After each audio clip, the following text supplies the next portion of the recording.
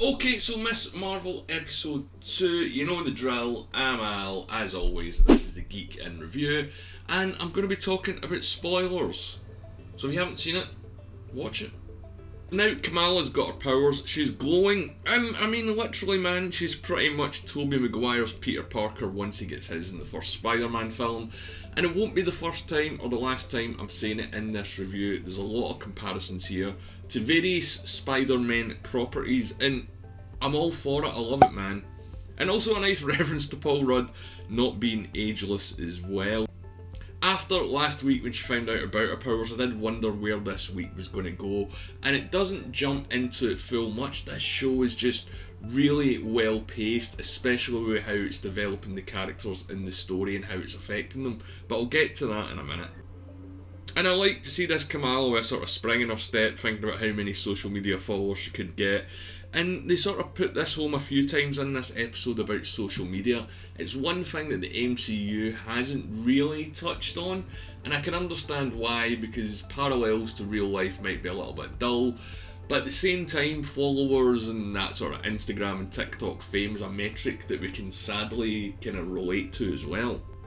But she hasn't stepped forward as the hero from the Avengers Con from the last episode, and some people weren't that even impressed with her display of powers. And I like how we see that sort of lunchtime chit-chat about superheroes and how people have different opinions on them. Again, we got a little bit of it in the first Spider-Man film with Tom Holland, and I love it here as well. And Kamala's sort of beginning to get what she's always wanted, which is to be a superhero, and it's been a while. You know, I was watching this thinking, when was the last time we actually seen a sort of origin story for a superhero in the MCU? The Eternals, not really, because they already had their powers. It's been a good long while, because again, Tom Holland's Spider-Man already had his powers when we met him. So yeah, I like that Marvel's not afraid to sometimes go back and start from scratch with someone rather than just throwing them into the mix, like say America Chavez was in Doctor Strange in the Multiverse of Madness. We didn't need an origin story for America Chavez though.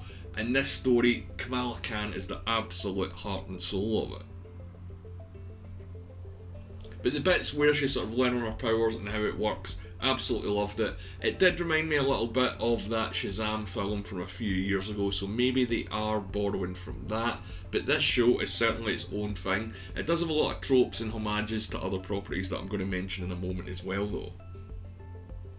But although she's exploring something new with her powers, it's the question of where the bracelets come from. There's a lot of questions about the bracelets and Kamala's family raised in this episode.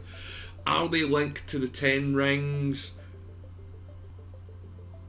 I don't know. I think they might be. The end of this episode might kind of link to that as well. They could go in another direction. If it does follow sort of Shang-Chi flow to it, I'll be a little bit disappointed if I'm honest, but after 10 years and 20 plus films, Marvel can still make a new hero's powers look interesting. Unlike, say, DC with the recent Black Adam trailer, for example. I mean, if you're inclined to think that way, which I am, because that trailer was, let's be honest, pretty boring if you've seen it. Although Pierce Brosnan, I can't wait to see him on the big screen. But yeah, although we get all the introduction to her powers and her working out what she can and she can't do, we get a lot more of her day-to-day life, and you've seen the bits of the kids getting bored, because if you've ever been, you know, I was forced to go to church when I was younger, and that's only natural, so I can wonder what it's like now with kids with iPads and mobile phones. I thought that was really well fitted in, and they're balancing all the superhero and the family stuff amazingly well. And that's a huge part of the reason why this show works and what makes Kamala feel like a real person. We're seeing her grow as a hero, and then we're literally seeing her grow up because, you know, teenager.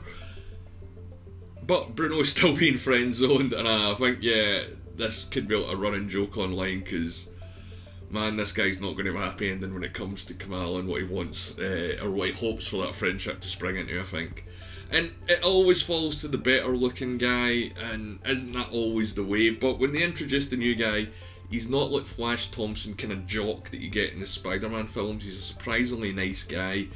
And they get some good bonding scenes between Kamran and Kamala, and they're talking about, you know, Bollywood films, and they even mention Kingo and Kingo's dad from the Eternals, because he was a Bollywood star in that film, because that happened.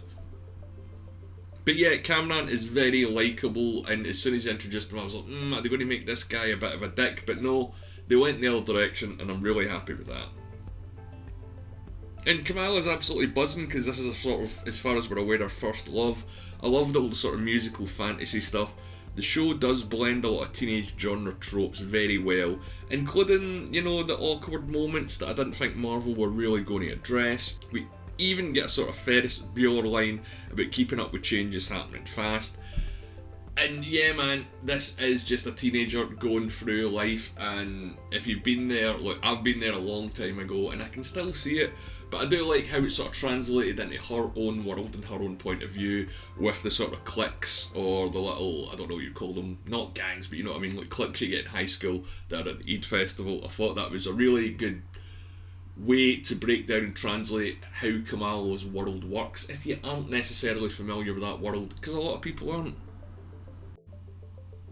And she's not the only one getting story. Bruno is off to Caltech, it seems, and I like that he's getting a bit of focus in this episode. He could have been forgotten about, you know, just the sort of sidekick taking videos while she uses her powers.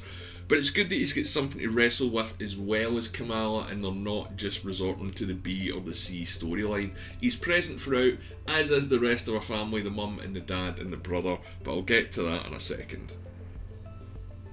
But yeah, the episode is really going deep into Kamala's family life, and they do mention sort of how they got to where they are in the world, and this is very interesting. We know that the bracelets are from her grandmother, and they seem to go back even further in the family history to her great-grandmother. But I love her brother in this episode, the bit when he interrupts Kamala and Kamran in the cafe, and I just thought, I want to see an entire episode from this guy's point of view, just a normal guy existing in the Marvel universe with these heroes, and how he reacts to them and how he reacts to sort of normal people as well. I thought the humour there was absolutely great. But yeah, just give me a little bit more of the brother, please. But anyway, last week Damage Control were teased, and we do get them popping up here as well.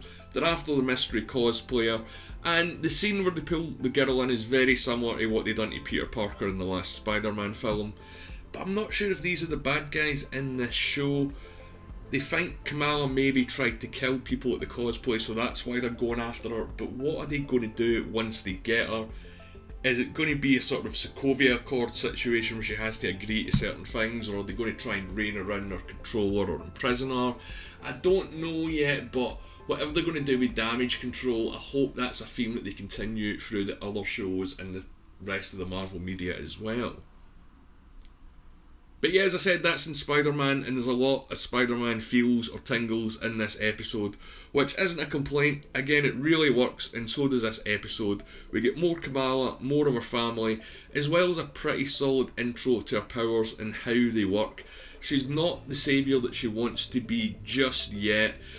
But yeah, let's talk about that ending, because she saves the person, and it reminded me a little bit of Batman Begins when he first goes out the first time and isn't particularly great at being Batman.